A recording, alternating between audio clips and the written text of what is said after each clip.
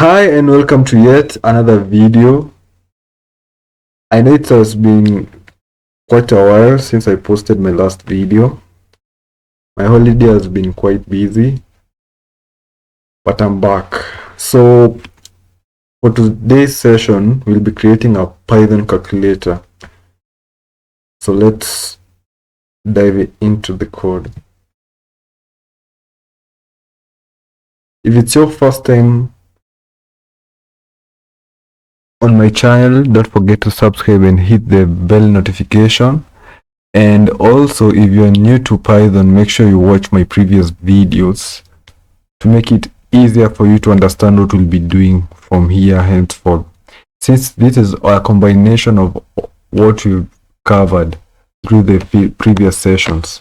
So go ahead and create your file. I'll name mine calculator.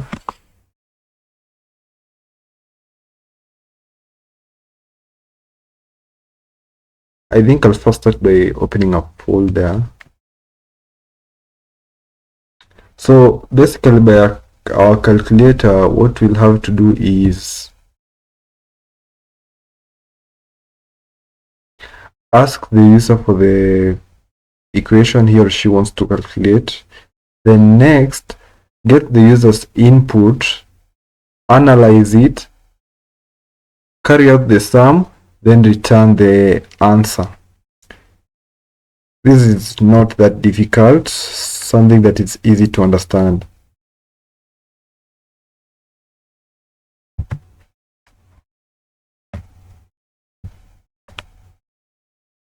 So I'll create my file, calculator.py. Go ahead and create yours. So one thing you need to understand is that whatever we covered in our previous video forms the basis of any project in Python. Be it how complex it is, all programs are made up of functions, for loops, while loops, variables. Yes, and after this we'll also cover some OOP, object-oriented programming, where we divide our file into classes. So create your file, don't forget the py extension, and let's start. So I'll create a function. Remember, to create a function, use the keyword def. I'll call mine start. This is the format to write the name of your function, then the brackets and a colon, then write your line of code that you want to execute once you call your function. In my case, I'll create a variable. I'll call mine question. Now, since this is a command line program, what do I mean by command line? It doesn't have any graphics. Basically, it's like CMD for those who are familiar to Windows or the terminal. So it just displays strings without anything graphical, no buttons, no entries, something plain. So in order for you to get input from the user when you're using the terminal, there's a function called input. It's already a predefined function, and it takes some values inside, which is the statement you want to display once you're asking the user for, let's say, the question. So in our case, I'll write enter the question. So what happens is that whenever we run this function, when it comes to this line of code, it will go ahead and display the enter the question. Then it will allow the user to enter some values. And once the user is done entering the value, when he or she clicks on enter, the program now continues. So it will capture the values of the user and assign it to the variable question. Okay. So before that, I want to write this at the last thing.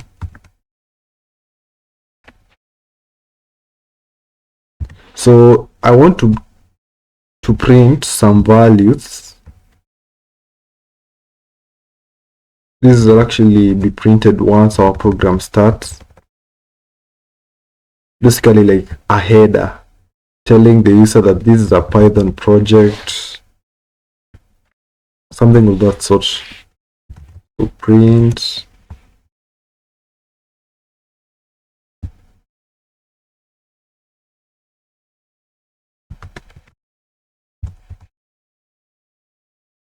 Python calculator.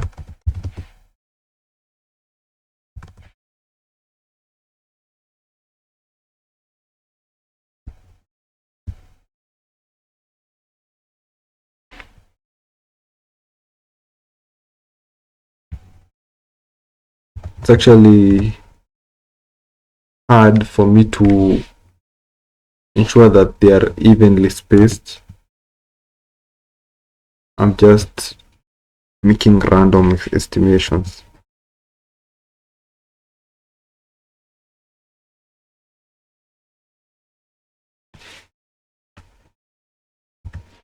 So this is just for the decoration, nothing important. Remember, what the user sees actually matters a lot. It's like your first impression. So depending on whether your first impression is cool is what makes the user impressed. So the best way to capture the people using the program is by ensuring that you have something clean in terms of the output. So you can add some decorations. Since most of the users won't even understand what runs behind the code, they'll only be interested in what they can see, which is this. So this would be ran immediately after you run your file. Then after running this is at the beginning, we'll go ahead and run our function start. Remember the brackets. So this is how we call a function. This is how we declare a function. We declare, we call. So let's continue. So after getting our question, we'll go ahead and split. So we'll go ahead and write values. I'll create another variable, values is equals to question. Now, I started by saying that we have to get the input from the user, then analyze. So how do we analyze this? First, we get the values, then we divide it into portions and analyze those portions bits by bits. We identify the operational signs. What I mean by this is the plus, minus, modulus, divide, multiply, and also identify the values given, the numbers. So we'll have to split. So basically the dot split function, what I've added here is a predefined function in Python, which is used in variables that hold strings to separate, let's say, a word or a sentence depending on the value you put inside. So in our case, it will split the values after every space. If you use the comma, it will split the value after every comma, and then assign those values as a list to the variable, these variable values. So I'll actually show you what happens. I think we should first run this.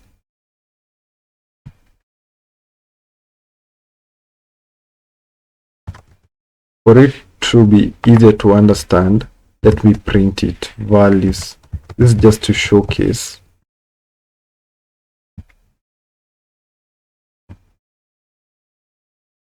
So you can see it looks cool. So I'll just go ahead and write, let's say 2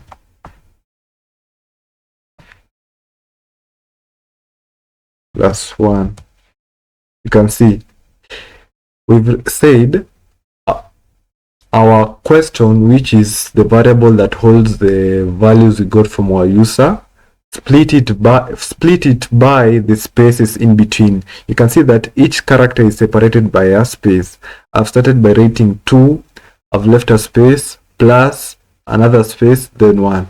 It separates by each space. So in our case, we have 2 spaces. Then it assigns the values gotten after separating into a list, which is this here. So you can see our list contains 3 values, which is 2, our first value, plus our second value, and 1, our third value. I hope you've understood. If you've not, you can go back to the other videos or comment, and I'll see what I can do to help you. So we've already gotten our values, we've already splitted it. So one thing we have to note is, for this to work, we need to start by separating each value by a space, meaning that for our user, whenever you're writing your equation, you need to separate each character by a space. Not necessarily each character, let's say the numbers from the equations, you need to separate it by a space. Secondly, we can see that in our program, since it's not that complex, it can only accept 3 values. Not exactly 3 values. What I mean is that you cannot do an addition and a subtraction on the same line. So this is like the basics. So you can only either do addition or subtraction, but not both at the same time. So you end up getting 2 values. You end up having 2 values and 1 operator. So in such a sum, in such a calculation, our operator, which can either be plus, minus, division, or multiplication, will always be at the middle. And what's the index of plus? It is 1, meaning that in all questions, in all calculations that are given, the operator will always be at the index 1. So next we have to identify our operator. So I'll go ahead and create another variable and call it operator. Remember, by operator I mean the sign, whether it's addition, multiplication, division, modulus. So our operator is the values list, but we only want 1 value. So the index 1. Remember, to access 1 value from a list, you can only do so through the index, and in our case our index is 1. And as you can note, we are using square brackets. So next, we need to create other equations which check whether the question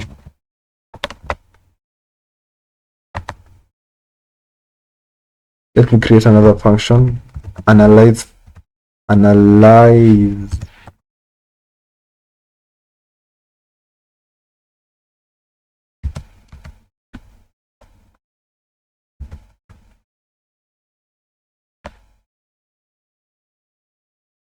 question.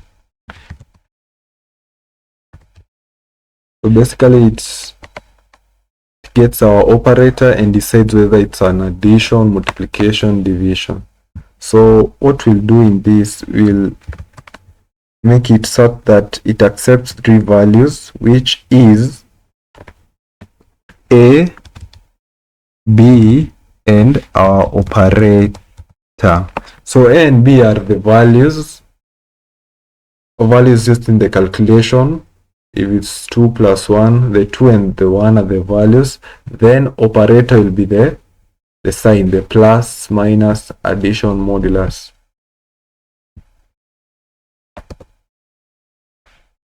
So I'll go ahead and write if operator, operator is equal to, we'll start with the plus.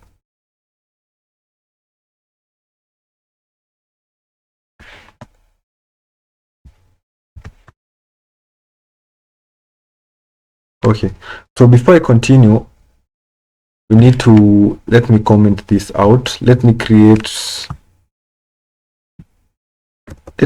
functions that will carry out the addition. I'll call it add. So it takes two values, a and b, then return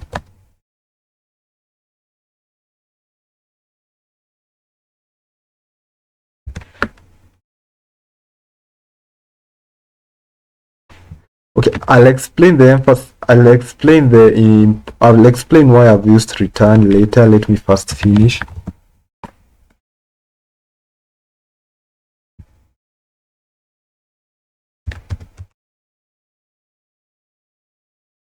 So for each of our functions, they need to take the two values a and b, and depending on the function, whether it's addition or subtraction, will carry out the required calculation, then return the answer.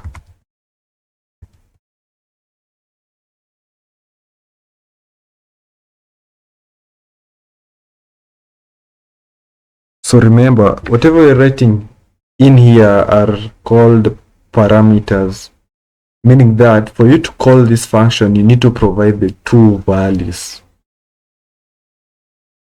Let me finish then.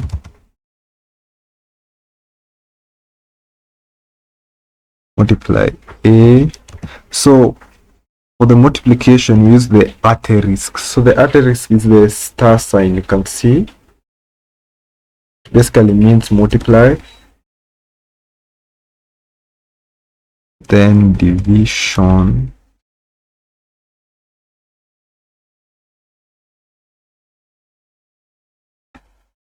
for the division you use the forward slash. I think I'll just copy this.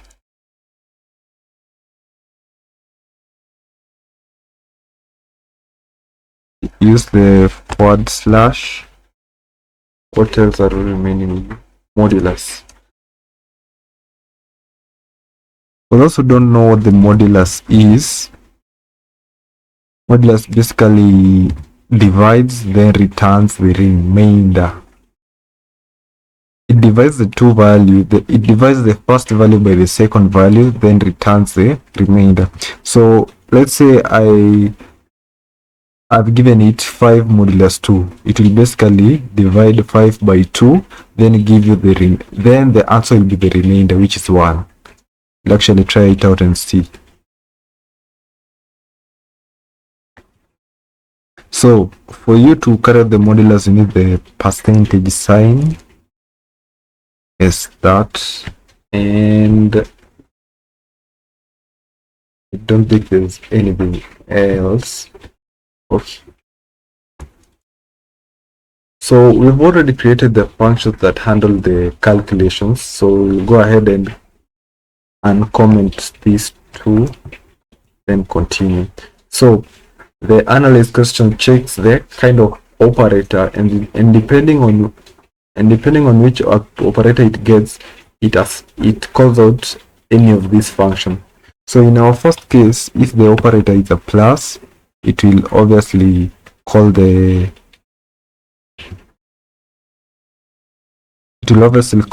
add function. So the answer is equal to add. Then remember, it requires two values, which is obviously a and b. So this a and b is what we've gotten here, meaning that when we are calling the analyze question function, we need to provide a, b, and the operator. A and b are the values used in the calculation, and the operator is the sign, which could be the addition, multiplication, division. So if the operator is a plus, it calls the add. If the operator is a minus. So since when we go to our values here, you can see that each value is enclosed in a quotation mark, meaning that it is a string, the same as what you're doing right here. equal to, we need to enclose it with a quotation mark, since of our values inside the list are also strings. So if it's a minus, answer is equals to minus, then you give the two values a and b.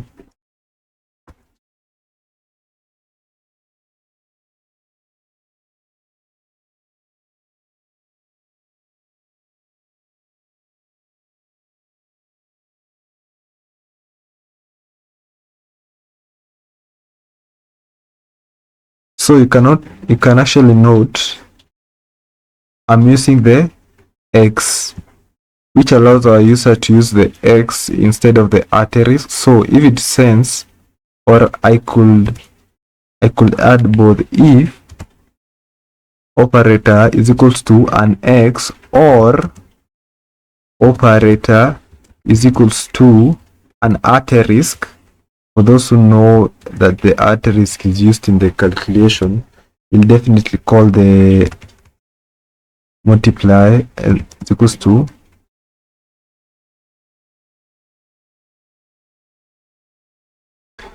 the only way to be more conversant with this is through practice,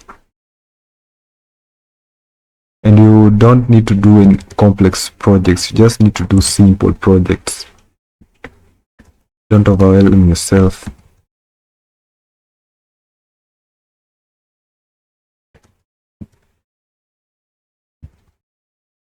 Next, we're remaining with the division, which is a forward slash.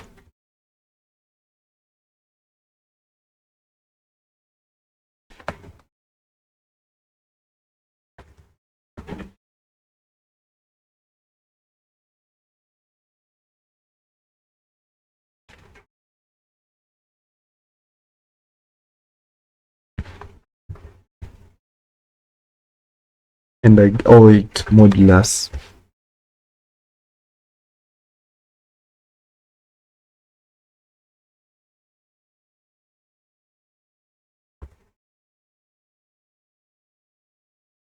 So the modulus is a percentage sign.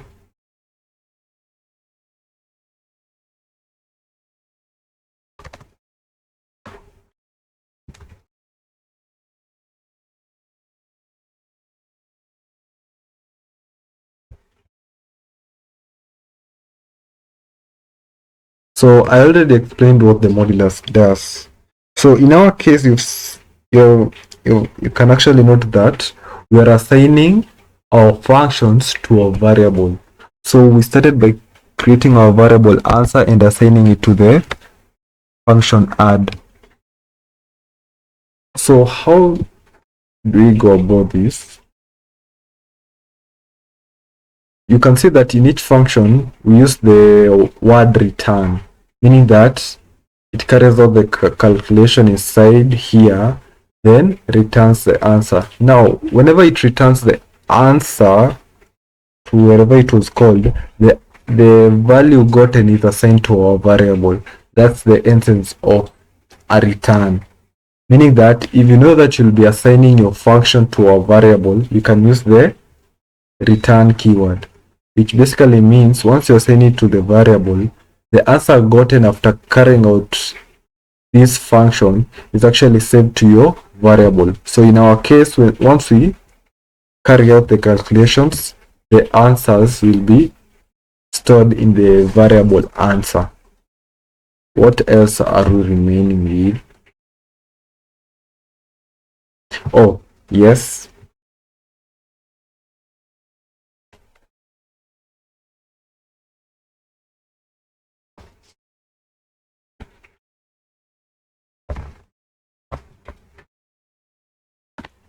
So we need to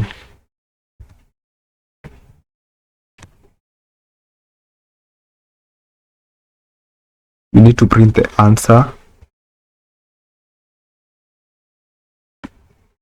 So I'll just write answer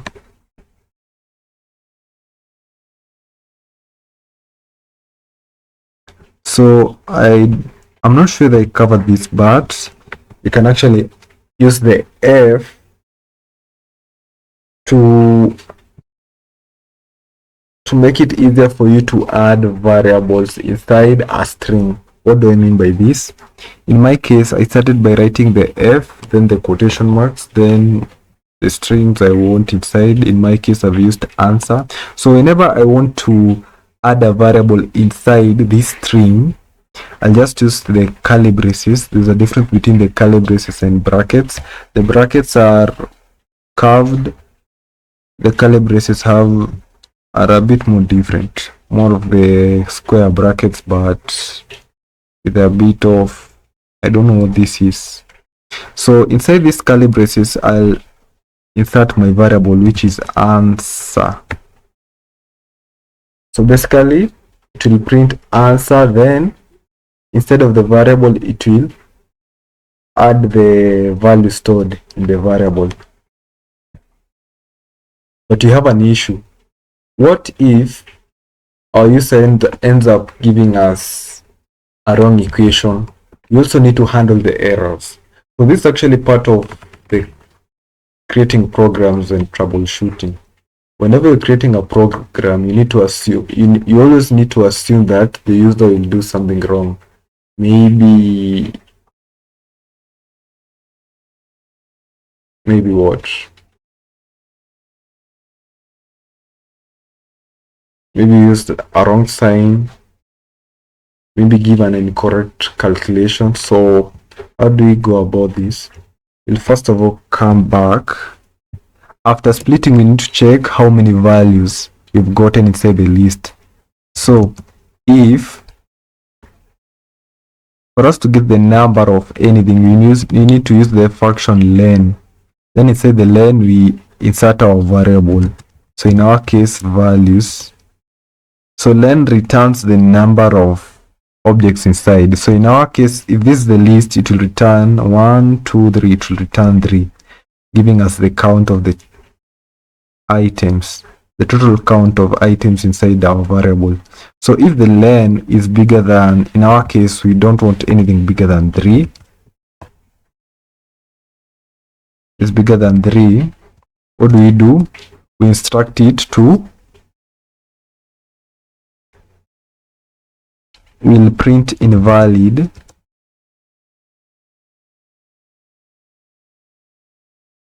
Let's first print invalid.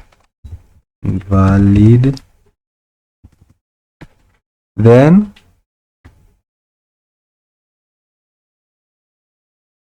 I think we need to keep a space. No, let's not do this. We'll print invalid, then leave a blank line. Do you leave one blank line or two? Let's leave 2. So whenever you print a blank without adding anything inside the brackets, it just prints a blank line and goes to the next. So after this, we call our function again. We call the start function again.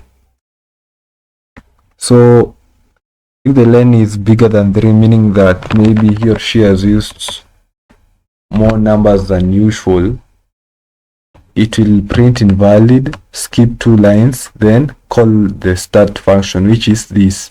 It will just read. It will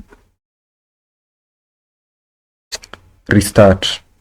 So once we get the operator values, we also need to do something else to make it easier. Let's create a variable a and assign all the values inside our list values to a variable to avoid using indexes. So a will be the value 0 and b will be the values 1. Then after this, you need to call our analyze question. So analyze question, then give it the values a, b, then the operator. So by a, b, and operator is what we've defined here. What else? So we also need to check for errors again. Let's say he or she, the user uses a sign that is not included here. So you need to include the else.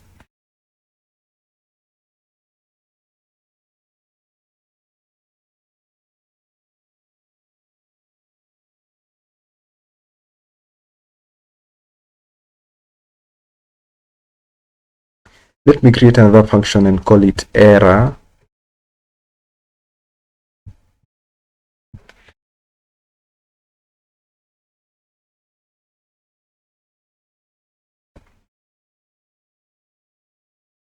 And for our error, we'll carry out everything inside. So what I've noticed is that I'll end up writing the same code 2 times. What do I mean by 2 times? In case I encounter errors, this is exactly what I need to be done. So instead of writing it multiple times, I'll just go ahead and create a function, then write my line of code, then inside here call the function. This enhances code reusability, meaning that if you see that there's a lot of repetition inside your code, you just create one function where you'll run your code. Then whenever the code is needed, you'll just call that function to avoid repetition. That's an example of how you can create some clean code. So else,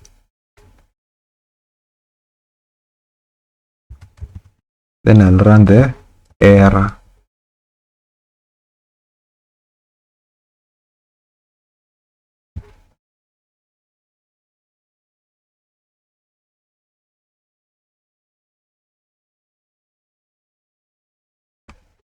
What else?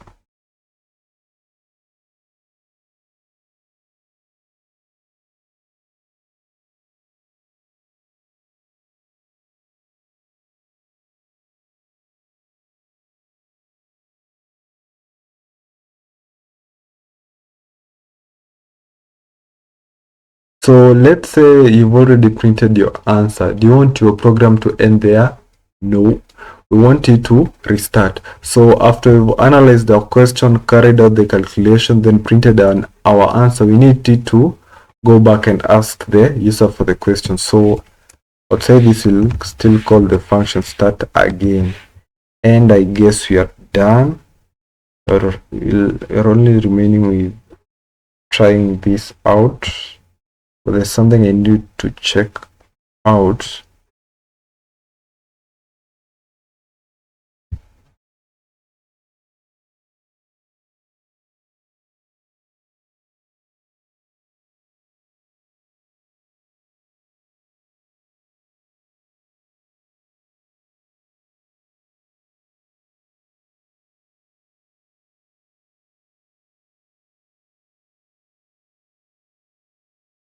So for the print answer, I'll add the try and accept. Why am I doing this? This is, let's say our user wrote the calculation, but the calculation does not contain any of these operators, meaning that the function will default to the else.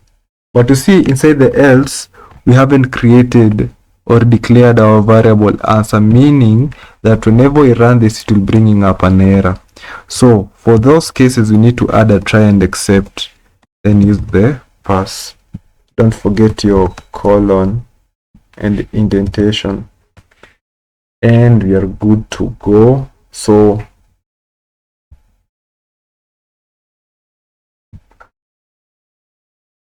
let me try 2 plus 2. There's an issue here. I've known what the issue is.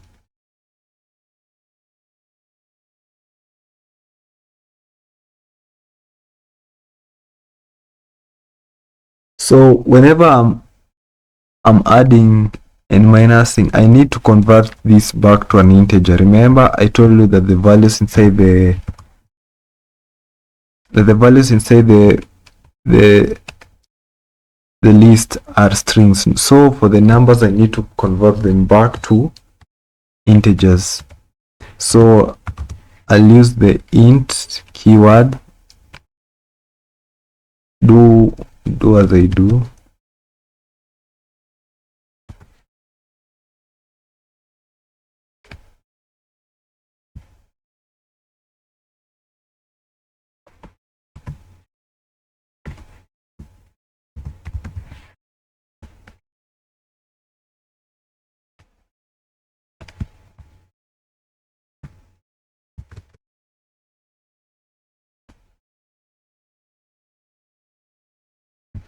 If you copy and paste, don't forget to return the original sign. So errors are part of building your program, nothing to worry about.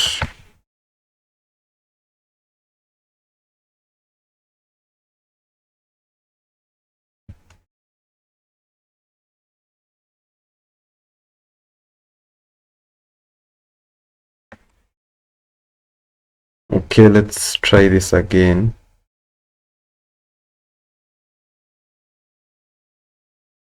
Looks like we didn't close our program.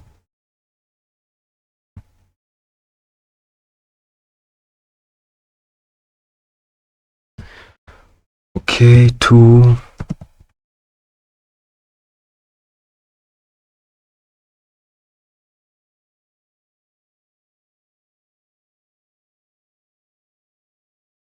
This is an issue here. Our value b should be index 2. Sorry for that. So 0 is our first value, then 0 by 0 I mean the index, then for 1 the middle value, which is obviously the operator, and for index 2, which is obviously our second value. Make sure you correct that. Nice, you can see. Enter the question, you write 2 plus 2, click on enter, then it returns your answer. But in between, I think you need to leave a space. So after you answer the question, with this, after I print, I'll go ahead and print a blank line.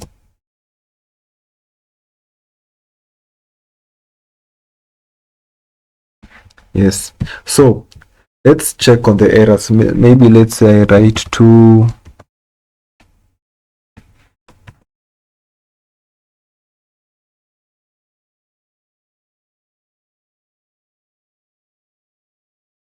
2, then let's say a euro sign or a hash, then 3. You can see it tells me invalid, skips 2 lines, then asks me the question again.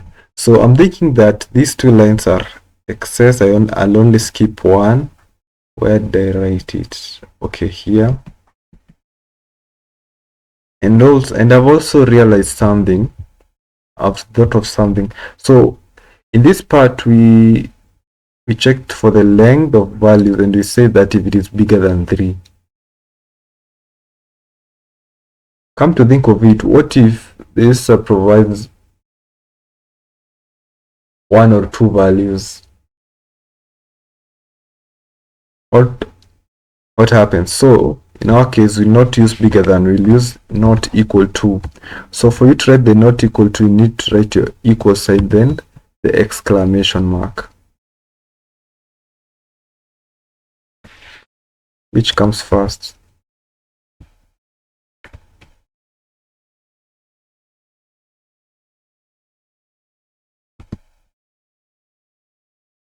Or the exclamation mark, then the equal sign. Now, what if the user wants to quit our program? What does he or she do? So let's try this. So before we deal with that, let's try see prints invalid.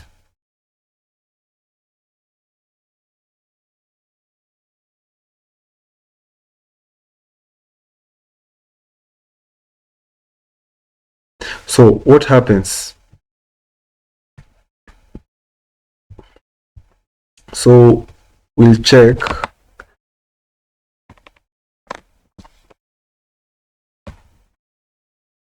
So we need to give the user an option. So I'll go ahead here and write.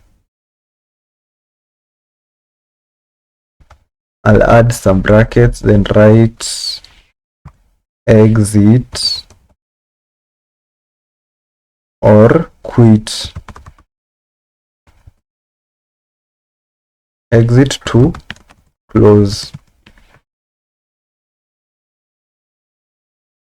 This tells the user that he or she can write the word exit to close. I'll also create another function and call it close. Close.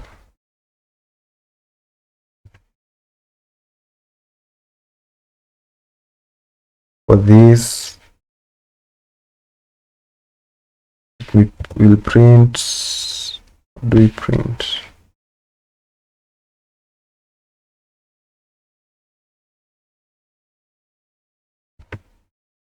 For accurate and exact, I'll just copy and paste the same. Then go ahead and print goodbye. This is just for decoration. It's not a must. You can be creative and write something else.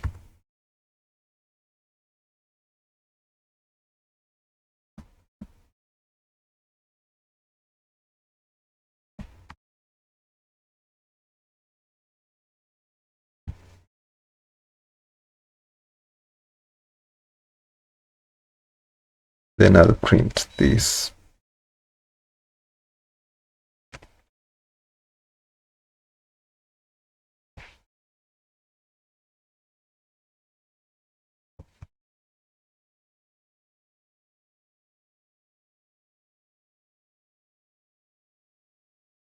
So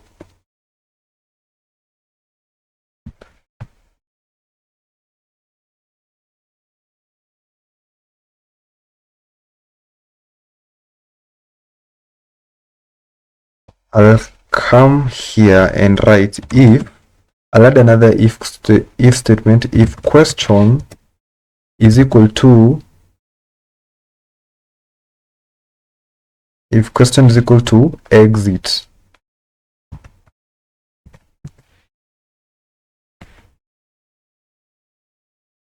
This is before we split it into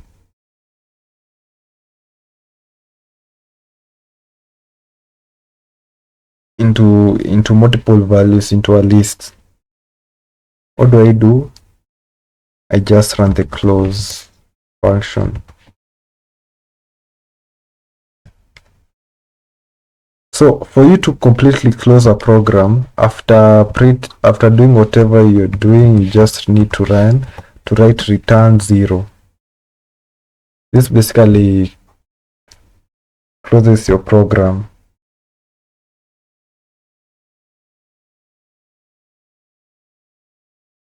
If you return any other value apart from 0, it won't close the program. But once you return 0, it closes your program.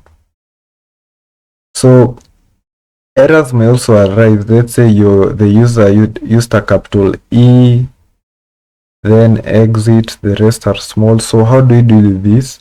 We ensure that we first of all get the values from the question and ensure that they are all in small letters. So how do we do this? It's our variable dot lower.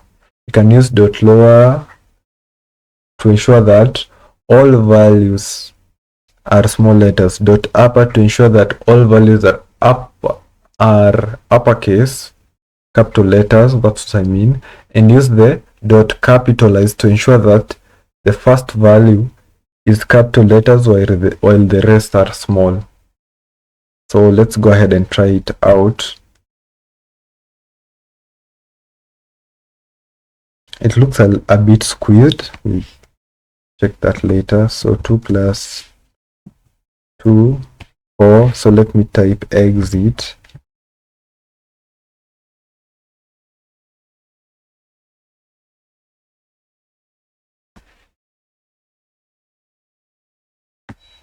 I think we should have added the return 0 up here.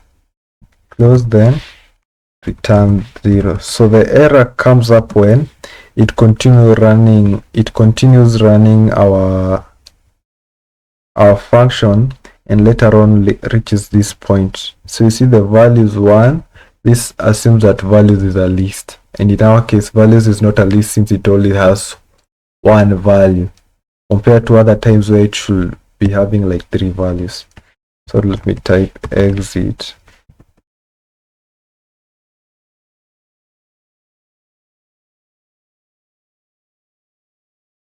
Yes, you can see it types goodbye, then the program stops running.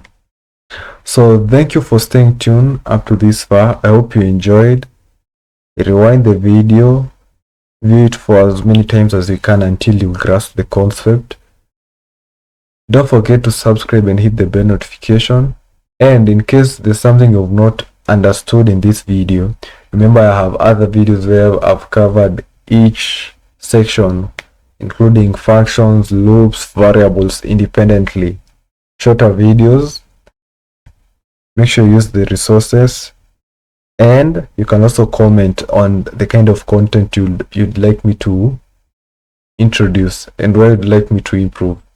Thank you for staying tuned. Let's meet in the next video. Goodbye.